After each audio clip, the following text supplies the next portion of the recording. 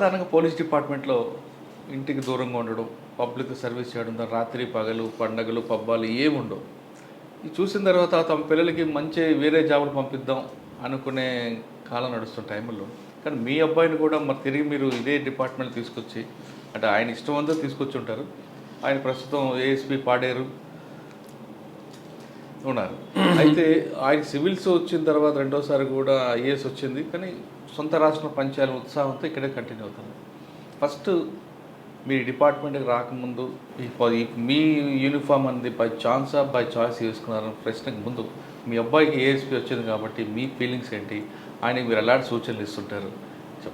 యాక్చువల్గా మా అబ్బాయి ఇదే డిపార్ట్మెంట్లో ఇదే స్టేట్లో ఐపీఎస్ ఆఫీసర్గా ఉండటం చాలా హ్యాపీగా ఉంది నాకు పర్సనల్గా. బట్ మా అబ్బాయి ఎప్పుడు కూడాను పోలీస్ యూనిఫామ్ వేస్తారని నేను ఎప్పుడు ఇంతకుముందు అనుకోలేదు, అబ్బాయి కూడా అనుకోలేదు. ముందు నుంచి మా పిల్లలకి మంచి ఎడ్యుకేషన్ ఇవ్వాలి అని చెప్పేసి మాత్రం మేమిద్దరం, నా wife is also post graduate, she is house wife, కానీ ఇద్దరం ముందు నుంచి అనుకున్నాం. సార్ మీరు అనుకున్నారు పోస్టింగ్ పోలీస్ డిపార్ట్మెంట్లో మీ పిల్లలకి చదివించాలన్నా మంచి ఒక స్థాయికి తేవాలన్నా మీ అబ్బాయి లాంటి కేస్ స్టడీ తీసుకున్నా మీకన్నా మీ హోమ్ డిపార్ట్మెంట్కి ఆ గ్రేట్ వెళ్తుంది, వాస్తవం అంటారా? యాక్చువల్గా తను కూడాను 100% పూర్తిగా పిల్లలకి ఎడ్యుకేషన్ మీద చిన్నప్పుడు చాలా కృషి చేయడం, అలాగే చాలా సాక్రిఫైసెస్ కూడా చేసింది తను. ఆల్మోస్ట్ అంటే జనరల్గా మన ఆఫీసర్స్ పిల్లల ఇంట్లోనే టీవీలు అని ఫోన్స్ అని ఉంటాయి. మా పిల్లలు ఇంటర్మీడియట్ అయ్యే వరకు కూడాను ఇంట్లో టీవీ కూడా తను వేసుకోకుండా పూర్తిగా ఇంట్లో టీవీ అనేది కూడా పూర్తిగా ఎప్పుడు ఈ లేకుండా చేయడం జరిగింది. అన్ని క్యాడర్స్లో నేను చేసినా సరే ఈవెన్ టీవీని కూడా పూర్తిగా ఇంట్లో పెట్టకుండా ఓన్లీ పిల్లల మీద ఎడ్యుకేషన్ మీద దృష్టి పెట్టింది తను. తనకి వేరే పనే లేదు కాబట్టి హౌస్ వైఫ్గా ఉంటూ పిల్లల్ని చూసుకుంది. అలాగే నేను కూడా ప్రతిసారి పేరెంట్ టీచర్ మీట్కి వెళ్ళటం, అక్కడ టీచర్స్ ఎట్లా అసలు ఏం పిల్లలు ఎట్లా చదువుతున్నారు అనేది దాని మీద ఫాలోఅప్ చేయడం, ఇట్లాంటివి కూడా చేయడం జరిగింది. దాని మీద మీ అబ్బాయి ఒక ఫ్యూచర్లో కోనసీమ జిల్లాలో కానీ లేదా ఇంకొక జిల్లాలో తండ్రి కొడుకులు ఎదురయ్యారు అనుకోండి యూనిఫామ్లో, మీ అబ్బాయికి మీరు సెల్యూట్ చేస్తారా? పోస్ట్ వైజ్ కొడుకు ఒక విధంగా మీకు కొడుకే కానీ ఉద్యోగరీత్యా మీకని పెద్ద పోస్ట్లో వస్తారు కదా. ఇద్దరు ఒకే దగ్గర పనిచేయాల్సి వచ్చినప్పుడు అఫీషియల్ డ్యూటీస్లో 100% మనం సెల్యూట్ చేయాల్సి వస్తుంది. బట్ జనరల్గా కలిసినప్పుడు అంత అవసరం రాదు. సెల్యూట్ చేసి పని చేయాల్సి వచ్చింది అనుకోండి, అప్పుడు ఎలా ఉంటుంది? అఫీషియల్ డ్యూటీస్లో చేయాల్సి వస్తుంది. ఫస్ట్ విష్ చేయాల్సి వచ్చినప్పుడు కంపల్సరీగా వస్తుంది. ప్రజెంట్ అబ్బాయి ఇప్పుడు ఏఎస్ఆర్ డిస్ట్రిక్ట్లో ఎడిషనల్ ఎస్పీగా ఉంటున్నారు. అంటే ఒక ప్రమోషన్ వచ్చింది ఏఎస్పీ తర్వాత.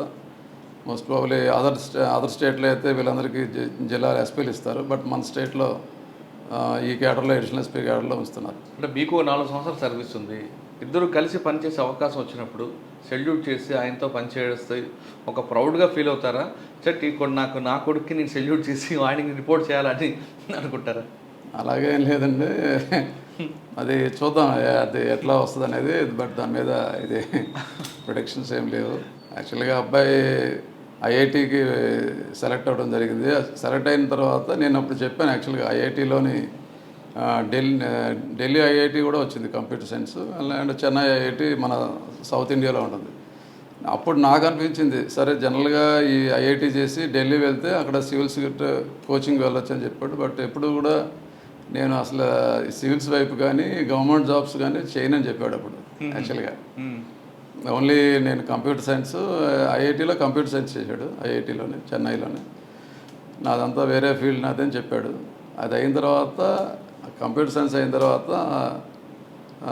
జాబ్ కూడా చేశాడు, ఒక 1 year అని చేశాడు. చేసిన తర్వాత సడన్గా ఒకరోజు నాకు ఫోన్ చేసి నేను జాబ్ మానేస్తున్నానని చెప్పాడు. సరే ఎందుకు మానేస్తున్నావు అంటే, సరే ఇది ఎందుకో నాకు పెద్దగా సాటిస్ఫాక్షన్ లేదు అని ఏదో చెప్పాడు. చెప్పిన తర్వాత మరి ఏం చేస్తామంటే సివిల్స్ అంటే, అప్పుడు సరే ఢిల్లీ వెళ్ళిపోతే కోచింగ్ అంటే, లేదు కోచింగ్ అవసరం లేదు అని ఇంటి దగ్గర కూర్చునే చదివాడు. ఫస్ట్ అటెంప్ట్లోనే యాక్చువల్గా ప్రిలిమ్స్ ఫస్ట్ అంటే ఇమ్మీడియట్ వచ్చిన వెంటనే ప్రిలిమ్స్ రాశాడు, అది త్రూ అవ్వలేదు. నెక్స్ట్ అటెంప్ట్లో ఐపీఎస్ వచ్చింది. నెక్స్ట్ 21లోనే ఐఏఎస్ కూడా వచ్చింది. బట్ అదర్ స్టేట్ రావడం వలన ఎందుకో మేమెవరూ ఫోర్స్ చేయలేదు, లేకపోతే ఐపీఎస్లో ఉండమని కానీ ఫ్యామిలీ తరపు నుంచి నేను కానీ నా వైఫ్ కానీ ఎప్పుడు చెప్పలేదు. తనే డిసైడ్ చేసుకున్నాడు, తన ఇష్టం, ఎక్కడున్నా హ్యాపీగా ఉండటం అనేది అని చెప్పాము తప్పించి మొదటి నుంచి కొంచెం బాగా పెరగాలి, మంచి బుద్ధులతో పెరగాలనే ఉద్దేశంతో ఉండటం తప్పించి అదర్వైజ్ మేము వేరే సలహాలు ఏమి ఉండదు. స్పోర్ట్స్లో పెట్టాం యాక్చువల్గా. టెన్నిస్ అది ఆడేవాడు, ఈవెన్ నేషనల్ టెన్నిస్ వాటికి కూడాను వెళ్ళేవాడు. తర్వాత ఐఐటీలోకి వచ్చి ఇట్లా ఐపీఎస్ ఆఫీసర్గా సార్ డిపార్ట్మెంట్లో డిఎస్పీగా మీరు, డిఎస్పీ కొడుకు ఐపీఎస్ అయ్యారు అన్న విషయం తెలియగానే మీ సుపీరియర్స్ కానీ మీ సబార్డినేట్స్ కానీ ఏ విధంగా మీకు అభినందన చెప్పారు? ఆ ఫీలింగ్స్ ఎలా ఉండండి? చాలా హ్యాపీగా ఉందండి. అది ఆ ఫీలింగ్ అనేది చాలా అద్భుతమైన ఫీలింగ్. అది చాలామంది నా కొలీగ్స్ కానీ, నా సబార్డినేట్స్ కానీ, నా ఆఫీసర్స్ కానీ చాలామంది కంగ్రాచులేట్ చేశారు, అభినందించారు. చాలా బాగా చదివించారు పిల్లల్ని అనే చెప్పారు. మన కృషి జస్ట్ ఒక 20-30%, మిగతాదంతా వాళ్ళ కృషి ఉంటుంది. ఓన్గా వాళ్ళు చదువుకొని వాళ్ళు సొసైటీలో మంచి స్థానం సంపాదించుకోవాలనే దృష్టితోని వాళ్ళంతా ఇండివిజువల్గా మొదటి నుంచి కష్టపడి చదివే తత్వం మా అబ్బాయిది. అలాగే మా అమ్మాయి కూడా ఇప్పుడు ఎంఎస్ గైనకాలజీ చేస్తుంది. ఇద్దరికి కూడా ఫ్రీ సీట్లే, ఇద్దరికి కూడా పెళ్ళిళ్ళు అయిపోయాయి ఇద్దరికి. వాళ్ళంతా హ్యాపీగా ఉండటం మనకు కావాలి అంతే, అంతకని. నేనైతే పోలీస్ ఫ్యామిలీలో పోలీస్ భార్యలకే ఇస్తా క్రెడిట్.